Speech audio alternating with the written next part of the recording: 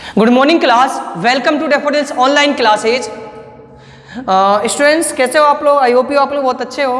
और अपना previous video lecture में चैप्टर नंबर 4 का लगभग मैंने आपको मेटल नॉन मेटल के यूजेस बता दिए हैं कि मेटल नॉन मेटल का यूजेस हम कहाँ करते हैं। बहुत सारी चीज़ें मैंने इसमें आपको बताई थी, तो आपको इन पॉइंट्सों को लर्न करना है और राइट करके लर्न करिए, जिससे आपको टॉपिक एंड कॉन्सेप्ट क्लियर हो सके। स्टूडेंट्स आज हम इस चैप्टर का लास्ट टॉपिक पढ़ रहे हैं और चैप्टर आज हमारा कंप्लीट भी हो जाएगा। अलॉइज, अलॉइज मीन्स लिखिएगा मिश्र धातु। अलॉइज मीन्स मिश्र धातु को बोलते हैं। हालांकि इसके बारे में मैं चैप्टर के बीच में ही आपको थोड़ा बहुत बताने की कोशिश करी थी, फिर मैंने बोला भी था चैप्टर के एंड में एक टॉपिक आएगा, तब मैं आपको डिटेल से यहाँ पर बताने को बताऊंगा। आइए page number 74, page number 74 open करिएगा आप लोग और यहां से कंटिन्यू करते हैं हम। Page number 74।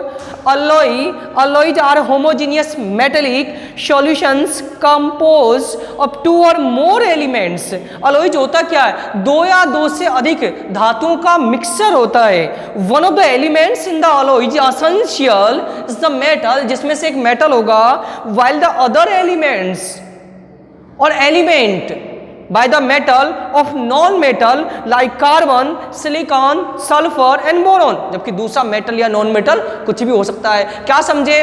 जब दो मेटल्स को, दो धातुओं को, दो तत्वों को मिक्स करके जो पदार्थ बनता है, तो सब्सटेंस बनेगा, वो आपका अलॉइज कहलाएगा। मेरी बात पूरी तरीके से सुनिएगा। जिसमें से एक मेटल होगा डेफिनेट, एक आपका मेटल भी हो सकता है, नॉन मेटल भी हो सकता है। Okay, next.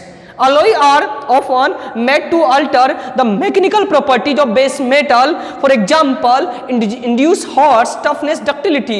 alloy से क्या होता है कि हम मेटल के प्रॉपर्टीज को चेंज कर सकते हैं, उसको हार्ड कर सकते हैं, उसको टफ कर सकते हैं, उसके डक्टिलिटी प्रॉपर्टीज को इंप्रूव कर सकते हैं।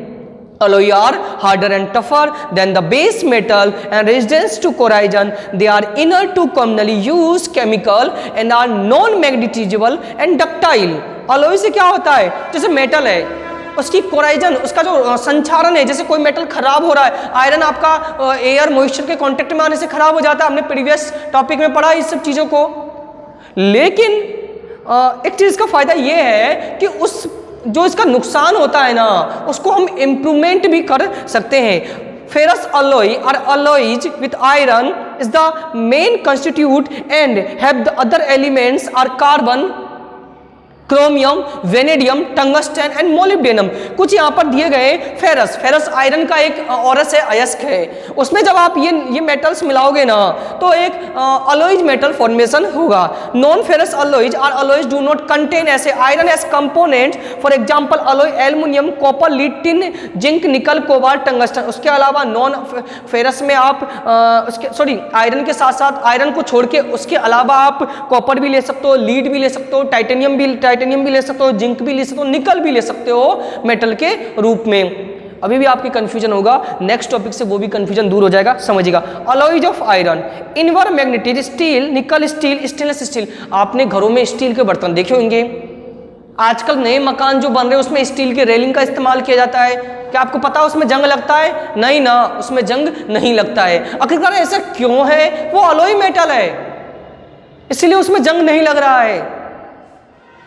नॉन फेरस अलॉइज की बात करते हैं। एलिनो, magnesium, duralumin, bronze, brass. Bronze brass को आप लोग जानते भी हो, ब्रॉन्ज बोलते हैं कांसा को। कांसा के बर्तन पहले के जमाने में चला करते थे अपने घरों में। आप लोग पूछेगा, पुराने टाइम में कांसे के बर्तन आपके घर में रखे हुए भी होंगे। और ब्रॉन्ज, ब्रॉन्ज बोलते हैं, सॉरी ब्रॉन्ज कांसा को। ब्रेस मीन्स पीतल, लिखिएगा ब्रेस मीन्स होता है पीतल। पीतल के तो आप सुना ही होगा पीतल के बर्तनों के बारे में। ब्रॉन्ज मीन्स होता है कांसा और ब्रेस बोलते हैं पीतल को, ठीक है। तो पीतल के बर्तन हमारे घरों में अभी भी मिल जाएंगे, देख रहे हो। ये सब क्या है? अलॉइज मेटल्स है।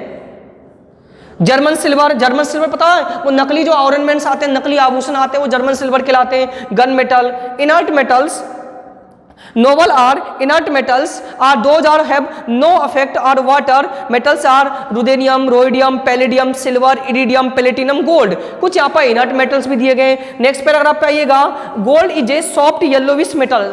सोना एक सफेद रंग का येलो कलर का मेटल है। If one of the most malleable ductility metals, बहुत ही मुलायम होता है, बहुत ही ज्यादा डक्टिलिटी होता है। ठीक है, डक्टिलिटी मेलेबल के बारे में चैप्टर की शुरुआत में आपको बता दिया है। Gold is a mainly use manufacture jewellery, gold का उपयोग हम ज्वेलरी में करते हैं। Glass and different types of elements is glass and different parts of electrical items. Gold is a corrosion resistance present deposit aluminium and veins. Gold never loss the shine, सोने की कभी चमक जाती नहीं है, ये आप भी जानते हो।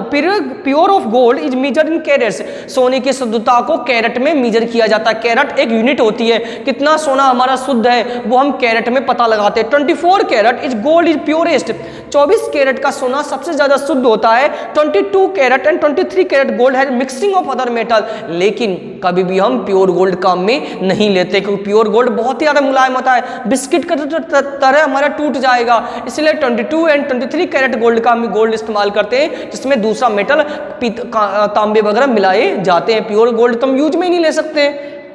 गोल्ड में भी alloy with the other metal as silver such as silver, copper, zinc, silicon produce purity less than 24 carat. तो प्योर गोल्ड में उसको 24 कैरेट से कम हमें उसकी क्वालिटी घटानी है, तो आप उसमें सिल्वर भी मिला देते हैं, कॉपर भी मिला देते हैं, जिंक भी मिला देते हैं। Silver and copper are most commonly used alloying elements for gold. Pure gold is too soft, underline करेगा। तो प्योर गोल्ड होता है बहुत ही ज्यादा मुलायम होता है, but use to making jewellery, जो कि ज्वेलरी बनाने के काम में नहीं ले सकते हैं। ठीक है स्टूडेंट्स, तो स्टूडेंट्स ये आपका चैप्टर कंप्लीट हुआ।